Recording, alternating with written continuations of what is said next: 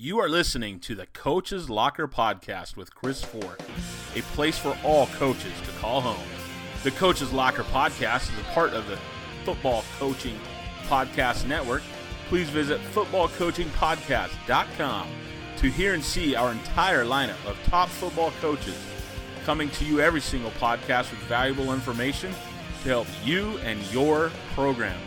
The Coach's Locker Podcast with Chris Fore exists to help prepare coaches to be hired for the job of their dreams and to provide coaches with dynamite resources to become even more successful in their field.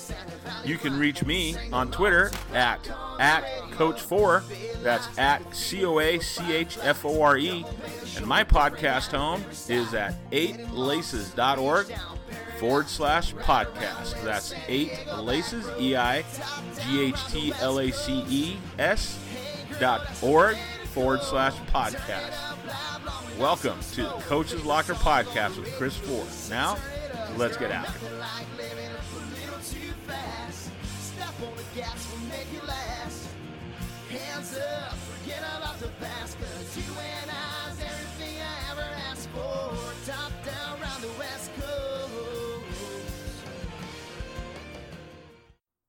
So, Coach Gower, thank you again for joining us here on the podcast. We do something called the kickoff, the tip-off, and the first pitch to introduce our podcast guests to our listeners here. So, Coach, tell us a little bit about the very first team you played on and what you remember from that team. Any sport. Man, I probably have to go back to when I was 12 years old. Played on just a really pretty good baseball team, and we played I don't know how many games that year, but we won a whole lot more than we lost. And we're 12 years old, and it's probably just because we won a lot. But the relationships and the bonds that I formed with those guys are still lasting. And I'm 31 years old now, and that was kind of my first really memorable experience sports-wise. One affiliated with school. It was just summer baseball. Yep. And, again, winning helps a lot of things, but I've been able to keep relationships with a lot of those guys still 15, 20 years later. Yeah. So that's probably my first experience when it came to athletics of a positive. Awesome. So that's my opinion, I guess. Yeah. How about the last team you played on? What you remember from that? Oh, gosh. I played Division II football at East Central University in Division II. And see, back then, they've changed conferences since then. We were in the Lone Star Conference with West Texas A&M, Texas A&M Kingsville, Texas A&M Commerce, University of Central Oklahoma, just a pretty good league in Division II of Oklahoma and Texas guys. And I remember we weren't very good. I remember we would take a road trip to Kingsville, Texas, and I saw the sun come up over Dallas, Texas twice, and we were still 3.5 hours away from home. Wow. And you drove down there, and Kingsville time still is, but Kingsville was on a different level. And so you drive down there and you'd come back and the sun came up over the Dallas skyline and you're going, I'm still not home yet. But, that was the deal. I was fortunate enough to play 4 years college football and made a lot of connections. I still have some friends through that, but that was the last playing experience that I've ever had, and that was in 2009. So, and I'm beginning to feel it right now. Catching up to you? Catching up with me. Coach, who was your main mentor in the coaching profession, and kind of what did that person do for you? It's easy for me to say. I'm a coach's kid. I'm 31 years old. I'm a coach kid, and I've seen my dad, my mom. My mom was a teacher too. I've seen my dad be a teacher, coach, administrator. That was really the biggest influence on me. And Dad coached me, and we coached together for 1 year, and it was the greatest experience I ever had. I was 22 years old. It was my first job out of college, and I didn't really realize how good I had it until, later. But the biggest influence and mentor in my life is I'm fortunate enough to say it's my dad. And watching him and seeing what he's done on and off the field and the relationships that he's built with former players it's hard for me to describe. Yeah. And that's the same impact that I hope to leave like he does. And you talk about the word coach, and we had kids stay with us all the time, but I also saw him watch tape and agonize over every call and see the wins, the losses, the goods, the bads, and that's what I want to do. You know, I could have done anything else, but I wanted to, since I was born, wanted to be a coach. And this game has been good to me. I'm not rich out of it, but it's always put food in my stomach, a shirt on my back, and I'm blessed. Again, my dad's been the biggest influence. It's easy for me to say because he is my dad, but without question, it's a blessing to be a coach's kid. It's awesome. I was going to ask you about that. I remember, 2 or 3 years ago, you wrote an article, Football Scoop, picked it up, about being a coach's kid. And that was an awesome article. I'm actually going to read it at the end of this podcast, if that's okay with you. Sure, absolutely. Yeah. And it really touched me because I've got kids now that I think at the time my oldest son was 10, and it just made me look at it from a different perspective. Your dad's sitting with us here this morning. So, I know that you didn't just say that because he's sitting here with us. So, being a coach's kid, I mean, like I said, he's sitting here, so maybe tough question to answer. But did your dad ever put unrealistic expectations on you? You know what's funny is you're not the first person to ask me that. Because a lot of coaches do that, sure, with their kids, right? And that was the deal of it's kind of funny. The older you get, the smarter you become. My grandfather, you know, his dad, and my uncle, my dad's brother, he's a coach too, and so I didn't know how to do anything else. But the expectations I put on myself as a kid, I really did. I wanted to please my family, my parents, my last name. It wasn't that he did or did not put expectations. I mean, he wanted the best for me, obviously as a son, as a player. But if I had to go back and do it again, I put a lot of expectations on myself, you know, that I wanted to perform. We all want to win. We all want to do well, but I found that I wanted to make my dad proud. I wanted my parents, my last name. Sure. I wanted to make those people who raised me proud. And so I don't know if it was he who put expectations or whatever. I think I'm my own worst critic, and I'm still this way. I will agonize over every call, good, bad, or indifferent. You know, I'm now that I'm coaching, I've been my biggest critic since, you know, the first bat I picked up, the first ball I threw. You know, I've been my own biggest critic, and I don't think it has anything to do with my dad. I just think it has to do with there's always been that competitive nature, sure, that competitive fire, that in the blood, go win, go fight, go compete, and then I think just how I'm molded, how I'm. How I'm created put together is the expectations I put on myself. So sometimes coaches' kids, the last thing they want to do is become a coach, right? Because they see that. You talk about that agony. You remember Dad watching film at home, right? Sure. Or Dad agonizing around the dinner table maybe about a situation with his kid. So some folks run away from that, right? What made you want to run to that career? Man, we could spend an hour on that topic alone.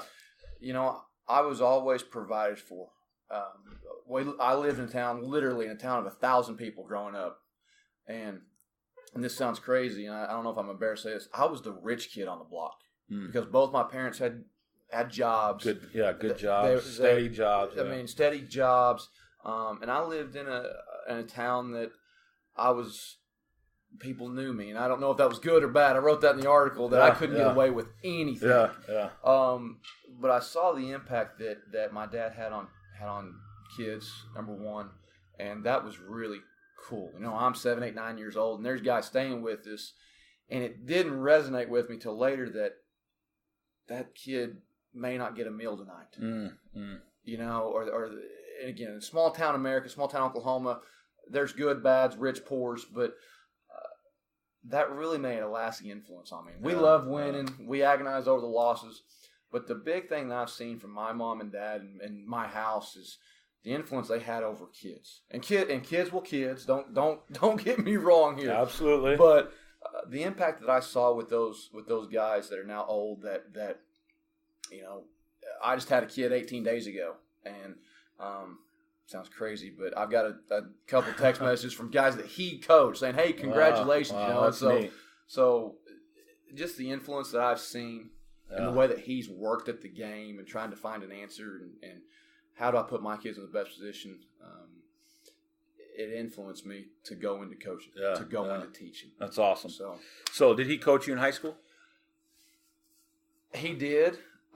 He did. He was one of our position coaches when I was in high school, and it was, again, you're young and dumb when you're 16 years old. He did. But I'm gonna kind of segue this to, if I could go back and coach with him. And I was at a 3A school in Oklahoma, and 22 years old, and it was the greatest job I've ever had, and didn't realize it because I was getting to coach and work with Dad. Yeah. And that was awesome. So did he coach me? Yes, but the best moments I have is coaching with him. Yeah, that's awesome. And that was special. Yeah, that was special. Very good. What's the worst mistake you made as a coach? Oh man. We could write a dissertation over that too. Thousands of them. I mean, you learn by failure, you learn by mistakes, and that's really the best teacher. And that's something that, the way I'm wired, no one likes to fail, and I am my own worst critic. The biggest mistake is I don't know if it's control freak. I don't know if that's the correct word, but I like having hands on everything, and the thing I'm having to work on is delegation. Of, hey, I need for you to go do this. I need for you to go do that. And I don't know if it's, again, how I'm wired or how I'm molded or whatever it is, but the biggest mistakes I've made is trying to do it all. Yeah. Trying to make a square peg fit in a round hole a lot. And sometimes I've succeeded. Sometimes that square peg has shaped itself to fit.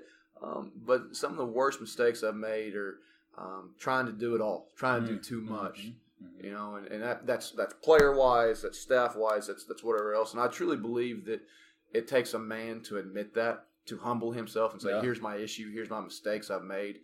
Now let's rectify it. And get past that. Yeah. I asked him. We were on a 4-hour plane ride out here, and we talk about life, ball, everything in the sun, under the sun.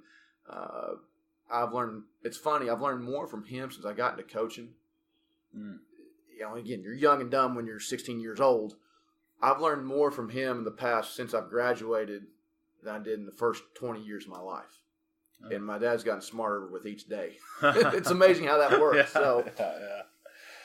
How about your greatest accomplishment? What are you most proud of? Oh, again, I don't know when you're going to air this podcast, but my young man is 18 days old right now. That's awesome. And it's changed my world already. And again, it's been, 2.5 weeks. Is that your first child? It's the first. Okay. It's the first. Congratulations. And it's grandparents on both, on my wife and my side. So my mom and dad are just, fired up. But that's probably my family greatest accomplishment. One of the other accomplishments I've had is in 2016 we played for a state championship. Didn't win. Went 12-1. Got beat by Tulsa Union. Good club. Oh yeah. But probably my greatest coaching accomplishment is playing state championship in 6A, which is the highest classification in Oklahoma. My first year as a defensive coordinator, and you think you know something, but I found out real quick that those guys playing can make a guy look really good. So, but that was probably the most rewarding accomplishment was making the state finals that year. So that was probably my best favorite coaching accomplishment. Sure. How about your favorite vacation spot, you and your wife? Oh, man. So our honeymoon went to Cancun, which Nice. It's your honeymoon, all right. But Cancun is unbelievable. But there's a place in Oregon called Yachats, Oregon, which is on the Pacific. I mean, it's as far as you can go to the Pacific, North Pacific Ocean in Oregon. It's called Yachats, and it's hour west of Eugene, maybe an hour and a half west of Eugene, and it is the absolute most gorgeous, beautiful place in the world. My wife and I went there 2 years ago. It was something that her family does. It's kind of her family tradition, and it's beautiful. So it's one of my favorite vacation spots. But I will also say, I say vacation. It's not vacation. I go down there anytime I want. But we have a lake house on Lake Texoma in between Oklahoma and Texas. And when you call it vacation, it's a weekend getaway. Yeah. But I love the lake. So that's one of my very few hobbies I have in my life. Outstanding. I was just going to ask that. Favorite thing to do outside of coaching and family? Oh, man, go to the lake. Go to the lake. I don't golf. I don't golf. I mean, honestly, going to the lake. Going to the lake and just hanging out. That's probably my getaway. And then riding a motorcycle. I've been riding motorcycles since I was old enough to walk. And problem is in Oklahoma, at this time, January, February, March, not a whole lot of days you can ride that thing. But riding my bike is probably my two hobbies. And so that's the deal. Everybody's like, well, what do you do? How do you get away from the game? I went,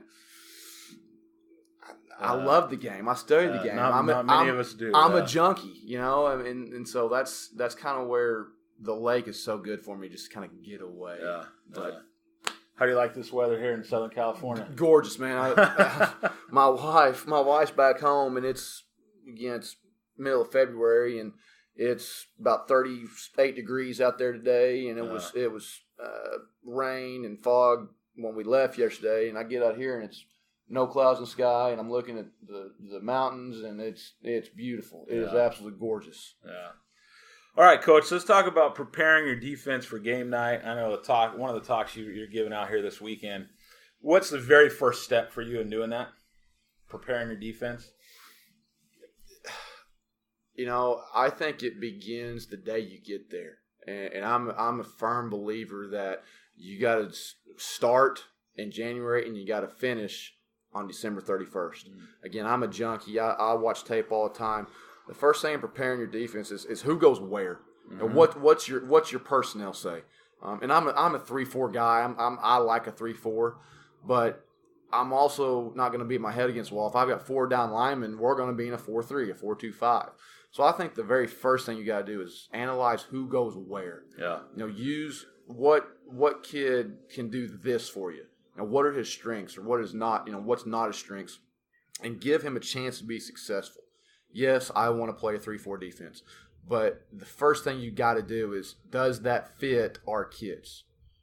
And it's going to be flexible, make your defense fit your kids, not the other way around. No question about it. Yeah, no question about it. And that's, again, whether that's right, wrong, or indifferent. Sometimes, here's what I talked about earlier, sometimes I want to say, we're going to be a 3-4, and that's how we're going to be.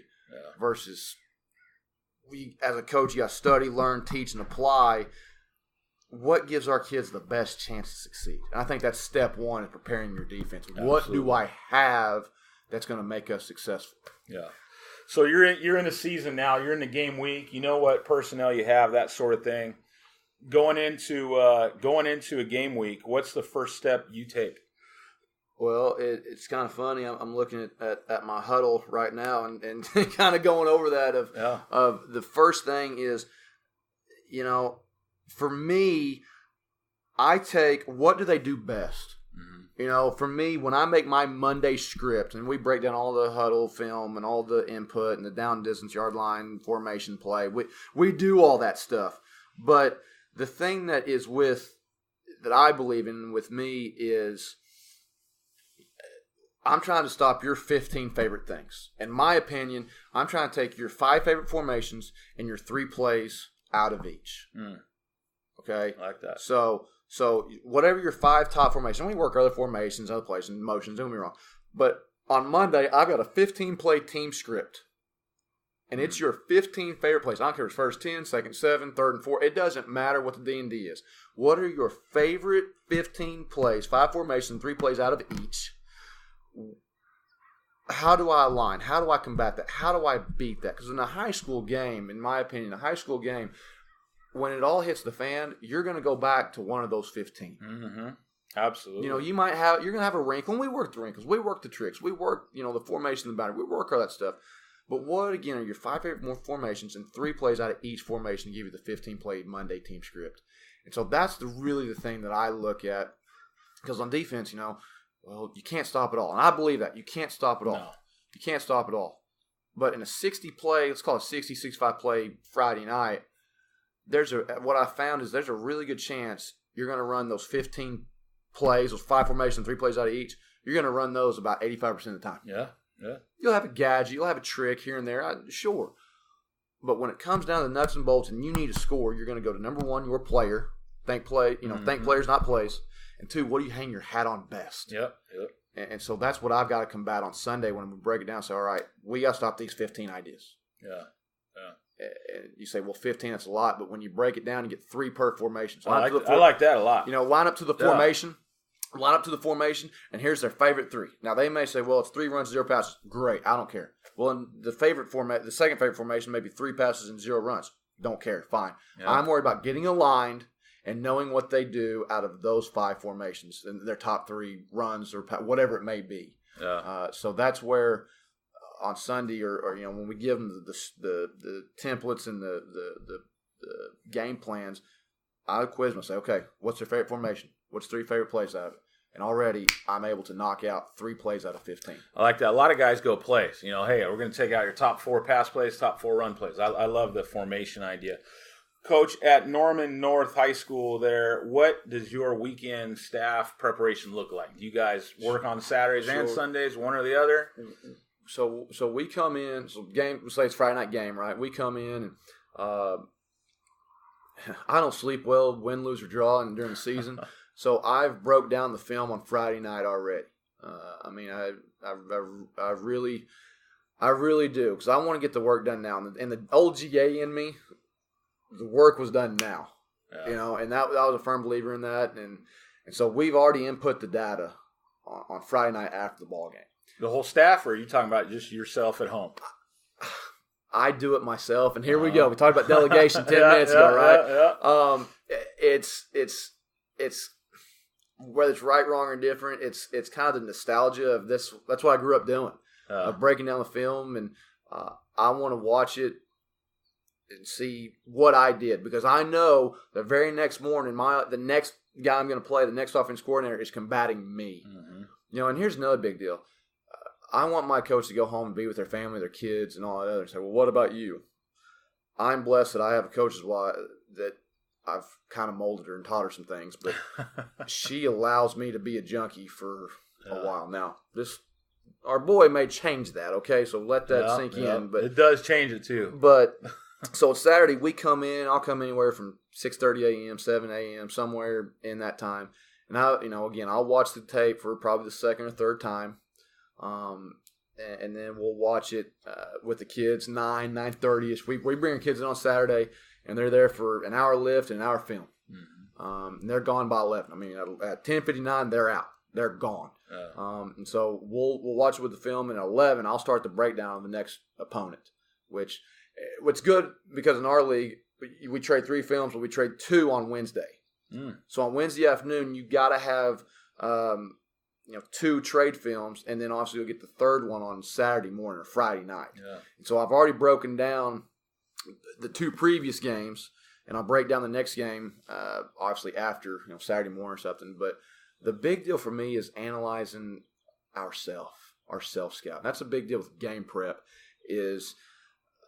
I'm a firm believer in you better study yourself. Mm-hmm. Don't just study your opponent, because about defense. Defense is you better know what you're doing on this down distance with that front, with that formation, with that hash, with that personnel, where the offense, hey, if it doesn't work out in 3 tries, we punt. Yeah. Right? Yeah. On defense, you can't have that luxury. So defense, I'm a firm believer in you better study yourself as much as you study your opponent. Because your opponent is trying to scheme and beat you with their huddle breakdown as well. Dad, how easy do we have it these days with huddle? It's changed the game. Yeah. My first job was we had Super 8 film. Uh-huh. Okay. And we would actually go get it developed on Saturday morning. And most of your opponents in the area would all have it developed at the same place. And we would trade the previous week's film. We weren't about to give up last night's film because we still had to watch it with our kids. So the process of developing the film, going to pick up the film, it's amazing how time-consuming that was. But on the flip side of it, if you only had at max a couple of ball games to scout from your opponent, I'd like to think we worked hard in those days, and I'm sure we did because my joints feel it now. But the opportunity, technology has made these guys can work 24/7 if they choose to. Yeah, yeah. And sometimes that may be a little difficult as to determine when is it information overload. Yeah. And I can't answer that. I'm not about to because I'm not there. But huddle, technology, all the huge scope of things, honestly, they will have every film on every team that they play, and usually a wide, tight, and an end zone. Mm-hmm. And the information overload, I'm not too sure they don't just totally drive themselves crazy because of the what ifs involved. Yeah. We didn't have that many what ifs because, like I'm saying before, there was a couple of films if you were lucky, and they were horrible quality about 90% of the time. So it's different. It's different. Of course, I'm reflecting on 40 years ago too. Yeah. So it's a whole new ball game, like you said. And that's like Sundays for us. I'm out of the office. Probably by 1:30 on Saturday. Okay. And I really try. I try to be the best husband I can be until about 10 o'clock that Saturday night. And I'll try to get some initial plans. And then Sunday we'll come in about 1 o'clock and stay till done. And I'm not trying to be that guy. Oh, you work. Yeah. There is no set. Well, we're going to be here for 4 or 5 hours. We work till I'm like, okay, done. Mm-hmm. And again, I've worked for some guys that, boy, I don't know how to do it any other way. Mm-hmm. And that's the deal. Everybody says, well, work smarter, not longer, or whatever that cliche is. And I don't know if it's the coach kid in me or the former GA that I love The Office. I love watching tape, and I love trying to get better and find answers. But that is another problem. You talk about mistakes. Probably the next mistake I make is staying too long, trying to find every answer possible. And that's the mistake that I think we're all guilty of. And I tell myself that almost daily, and yet I don't listen to myself. And so that's probably another mistake that I have made and still make to this day, that I've got to find a way to rectify that. Yeah. I think your son might help rectify that. When I first had a kid, it changed a little bit how much time I spent at the office. Coach, so we leave yesterday morning to fly out. First time I'd been gone in 2.5 weeks, and my heart was just, couldn't wait to come out here, being with my dad, all that other, but man, that tug I'm having right now is, it's critical right now. So I became a head coach in 2003. My son was born in 2006, and you face these choices Sunday afternoon: go home and see my kid, or do I really need to break down another 2 films? Right. So right. Yeah, it does. It changes things. So okay, what do you give the kids when they come Monday? Right. I'm sure you send out the huddle, right? Yep. So what do you send to the kids on huddle, and then what do you give to them in person, if anything? Okay, so here's the thing. I have done everything digital, meaning I put everything on huddle. I never give, in my classroom, I have a website, teacher website. I give them everything digital or online. Mm-hmm. Again, if you have technology, use it. Dad talked about the old 8mm, 16mm film. Yeah. I'm a big believer of, if you have the times to get with the times. Yeah. And so we get the game plan together and we send it out on Sunday night. And that's the kids would text us about 7 o'clock saying, where is it? I'm like, well, we're not done with it. Calm down. And so I'll send it out on Huddle, all digitized, and there will be, tips and things to look for and kind of a pre-test. And they'll get, here's their favorite 5 formation, their favorite 3 plays, like we talked about. And I'll cut up the film and I'll give them all the same, here's their favorite inside zone, or here's their most explosive plays, and I've made a cut up that I don't know whether they watch or not, but it's 150 plays. Wow. Of their empties or their favorite conversion, 3rd and 4 when they got to have a first down. What do they like on 3rd and 1, 2, 3, 4? And what are their drive starters? And so I'd give them a template of, here's how we're going to align to this formation. Here's how many times they've run, they're a 60-40 run to pass out of this formation. Well, the next formation, they're a 55 pass, 45 run.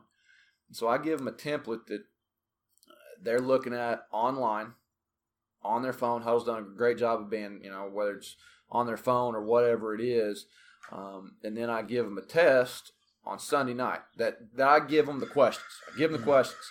And on Thursday, before we go to run through, call it walk through. When we go to run through, okay, they've seen that test Sunday, Monday, Tuesday, Wednesday, and Thursday morning, I guess. So Thursday afternoon, they'll come in and say, hey, Coach, here's my test. And surely by that time, they've made 90 to 100. Now it's a 10, 12, 15 question test. And then on Friday morning, we do another thing of we go back over that test. Any questions? Nice. And we go through all the personnel stuff. And we're blessed. We have 2 athletic periods. We have a morning athletic period and an afternoon athletic period. So in the morning, we get them for an hour of film every day. Wow. Every day. And so that's in the morning. So like when we get out of school or out of class, they go straight to the film. So we've done our film work. We've done our test stuff. We've done our cut-ups. We've done our practice film in the morning. They immediately go to the field. And it can make for a long day, but it's just kind of it's how we're doing it, and I like it. Now, is that a class they get credit for? Yes. In the morning? They will get a credit for it. So we're on an 8-period day. We call it 0 hour, but it's an 8-period day. So our 0 hour is our football class, football weightlifting. And we'll do anything from drill work, weightlifting, board work, huddle work, whatever it may be. And then our 7th hour class is athletics. Or during season, it's football season. And so, like right now, with this off season, basketball, track, baseball kids will lift with us. We'll lift in the morning. And we want our kids to be second sport. We'll go play that second sport in the afternoon. 7th hour. So California doesn't do that. So we're fortunate. When I say 365 days a year, we're getting our kids every day. That's awesome. In the morning.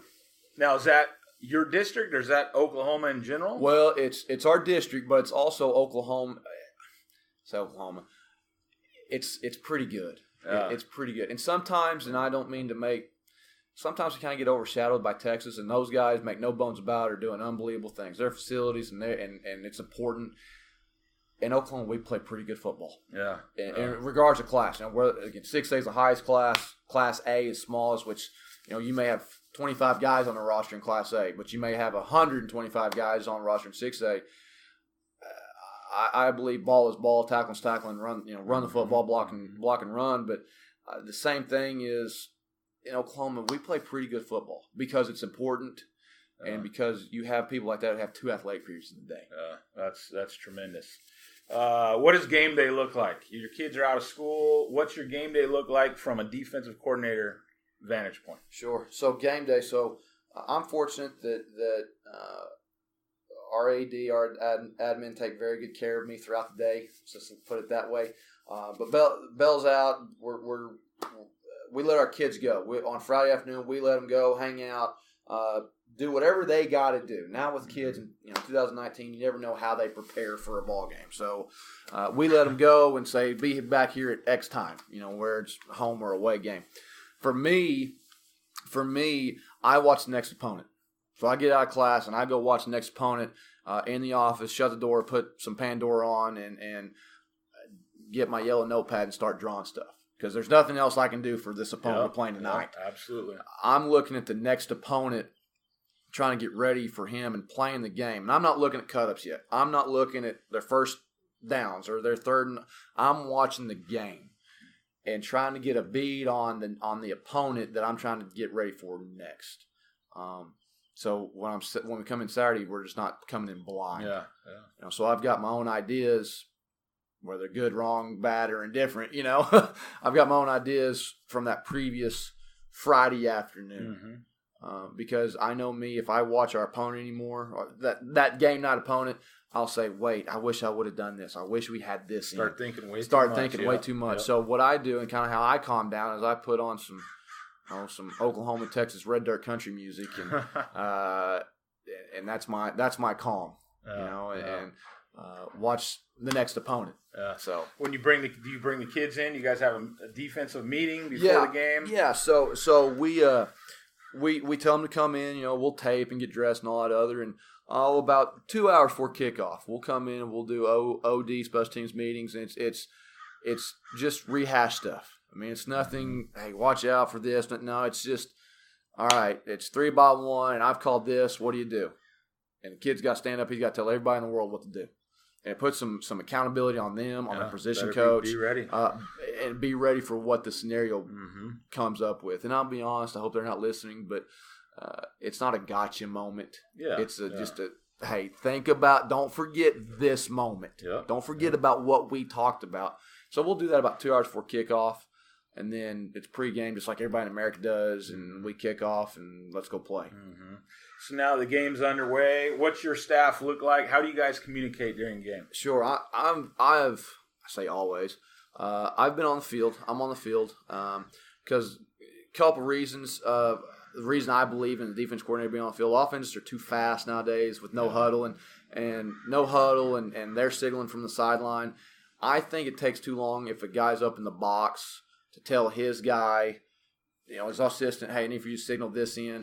And not only that, I know, and I take a risk card. I take a risk coach. I've got the game plan in my head. I've got a risk coach for reminders. I think that with the tempo of the game, and number two, if I was upstairs, I'd be looking at my call sheet and trying to say, well, what about that? What about this? And I'm late and I don't have a call in. And I also believe that calling defense is sometimes a feel thing. Yeah. Where it's good, but it could be a 3-0 game or it could be 49-49. I really think, and I showed a clip earlier today in the clinic that I made a call one night it's a bad call, but it was going bad. It was going wrong all night, and I made a pull one out of my hat call. They fumble it, and we scoop and score for a touchdown. We go to the state finals. Wow! And it's not a call I'm proud of, but it was a call that our kids bailed us out. And sometimes it works out and sometimes it doesn't. But I'm a firm believer that sometimes being on the field, you got to have a feel for it. You can't just be looking at your call sheet going, man, I like that call. Yeah. And I also don't believe, this is my opinion, I don't know if it's right, defense coordinator, you got to think, you got to be calm on the field, but you got to have some passion. You got to be able to roll the dice a little bit. And I think if I was upstairs, I think I'd be too subdued, which you say, well, isn't that what you want a coach to be? Yeah, but if I was kind of subdued, I don't know that I would make a roll the dice call on third three. Yeah. Good to get the emotions into it. Yep. So how do you guys communicate calls? All right, so I talked about this morning too. What we have come up with, through other guys I've worked with and other staffs, we've come up with some verbiage families and verbiage terminology that. Example, all of our, like NCAA, America's Blitz, fire zones, from the strong side are all S-blitz, sugar, spice, salt, strike, slam, whereas from the weak side, they're all W's, water, whiskey, wham, wine. They're the same blitz to strong and weak, okay? And so how do we communicate? The first thing is you got to establish your verbiage from your coaches to your kids, and build that on a template, build that on huddle, and say, okay, when we build our verbiage, they have word families. And I think that goes way before game night. I think that's something that you have to install in your coaches' meetings of here's what this means when we call that. And I've been around staffs where we would say, weak storm, one peel. Well, that's now what we call water red. And so we have found ways to cut the verbiage out and get the same thing, get the same blitz, same stunt, same coverage, whatever, and cut down the verbiage. I've been defense coordinator 3 years now, and the longest call I've ever had is 3 words. Wow. And I'm a firm believer in that. It's allowed us to be fast and combat those fast, no huddle tempo guys. Yeah. And so when we communicate, I coach our secondary, and so I'm trying to look at it all, Usually I've got an outside linebacker coach who's got to be pretty good in the back end and pretty good in the front upstairs. And so he's kind of the guy that I give my cheat sheet to and say, all right, I'm pretty sure I know what I want here, but just reinforce to me. Yeah, just remind me. So do you signal it in? I signal it in. I'm not a big risk card guy because I've got my own risk card, but I don't give it to the kids because I don't want to say, all right, here you go, red 2. And they're looking down at what red 2 is because I've been that guy. I've been on staffs that we risk carded. And they're looking down and they have no idea what the formation is. I want them to see me in my 2 or 3 words, get lined up, ready to go. Yeah. So I signal everything. There's also those times where we'll check a formation. Well, I'll just say, all right, check. And here's what check means to this formation. So I think signaling is the way to go, in my opinion, because you don't have kids going, all right, look at me, look at the wrist card, formation. I think you can cut out steps. I think you're ahead. Yeah. Halftime, what's your halftime look like? In Oklahoma, we're able to use the technology, the iPads on the sideline. So halftime, again, whether it's good, bad, or whatever, I'm going through and seeing where we've had great success or not great success. And luckily with the technology that we have, and we're blessed that we've got lots of coaches. We've got our junior high coaches that are helping us, so they're charting, they're marking down the explosive plays, they're charting the sacks or the stuff that I can go back in that halftime situation and say, okay, here's what went good for us. Yeah. Or here's what went bad for us. Let's get that out. Let's cut that out. Or why? Don't just run away. I'm a big believer in don't run away from the problem. Chase a solution. Mm-hmm. And that's a big deal about at halftime. I'm trying to chase a solution. Whether we're up 20 or whether we're down 20, I'm trying to chase a solution to not get us in that situation again, to have inside zone pop for 70. And so after that, then I think it's time for adjustments. Mm-hmm. Once you've and so we've got our guys, and we're split staff. We've got defense staff and offense staff. So when our offense is on the field, I'm talking to our defensive guys, saying, hey, here's what we saw. Here's what happened. We're looking at the iPad together. And so I'm kind of thinking about that going into half. And we'll talk about that, and then we'll start making a few adjustments at half. I mean, it's just like everybody, wherever you are. Sure. Halftime's halftime. Yeah. And that's the deal. I don't – sometimes there's the rah-rah. Sometimes, hey, we got it, just don't lose it. We're doing things well. I think halftime is the time to make adjustments. I think halftime is not the time to hey, we're not doing this well. I think it's the time to just calm down. It's going to be okay. Again, whether we're up 20, whether we're down 20, I think it's the time that you've really got to take a chill and say, here's the plan coming now. Yeah. I love what you just said about chase the solution. Where'd you get that from? So in 2011, I was a graduate assistant at Henderson State University in Arkadelphia, Arkansas. And a guy named Scott Maxfield, who's like a second dad to me. I could go on and on about him. He would come up with some, I don't know if it's cliches, but stuff that stuck with me. Mm-hmm. And he would say, cowards don't work on my staff. Mm-hmm. Don't put your head in the sand and act like that problem's not going to come up again, whether it was in recruiting or whether it was on the field, scheme, structure, whatever it was. And he said, don't run away from the problem. We were trying to recruit kids and trying to beat other schools. How were we losing a certain kid to that school from a recruiting standpoint? Yeah. Or why on the field did we give up the same pass concept that was scored on a week ago? And so that was a big deal that resonated with me. Is he would be on the staff room and he'd say, don't run from the problem, chase the solution. Love it. And that stuck with me for however 8-9 years now. And I really believe that, again, I go back to study. I go back to be a football junkie. I'll show you 1,000 ways to not do it. We've got tons of ways where we've given up a bunch of yards or scores or whatever. But that's the deal. I want to come back tomorrow and I want to figure out a solution. Mm-hmm. I want to figure out an answer. I don't just like throwing my hands up. And not that, hey, I'm defeated. Yeah, you win, you beat me. But I'm trying like crazy for that not to happen again. Yeah. And so that's why I think you don't run from the problem, you chase a solution. Love it. Coach Gower, I appreciate your time very much. If guys want to reach out to you, how can they reach you? So my Twitter is @CoachGower, all one word, @CoachGower. That would probably be the best way. And if you DM me, you tweet at me there, I'll send you my email and my cell phone. I love talking ball, love learning. If there's a better, easier, simpler solution to do something, man, I'm all ears. I've been blessed to be around amazing, great people from the college level to the high school level, a coach kid. It's in my blood, and I don't know anything else. Coach Fore is a stud for having me on. I appreciate it. But, yeah, the best way to get at me is @Coach Gower. I'm kind of a social media butterfly. I I like doing that, and I'll tweet out some black market film and playbooks that I've been blessed to get a part of. But would love to talk with you again at Coach Gower. Would love to meet you guys. And that's at CoachGower. Coach, thanks a lot. Appreciate your time. Thanks, man.